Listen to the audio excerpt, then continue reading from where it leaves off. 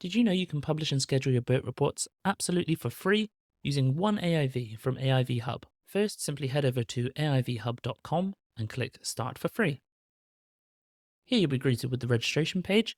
There's no card required, and you can sign up with a few clicks. If it's your first time logging in, you'll be greeted with this page here to walk you through the step-by-steps of creating your first report. If not, you'll be greeted with this report section here.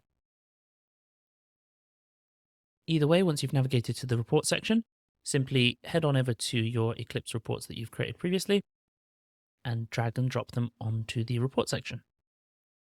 Once you click upload, you'll see there's a variety of report types for you to schedule. These include XLS, doc, and PDF.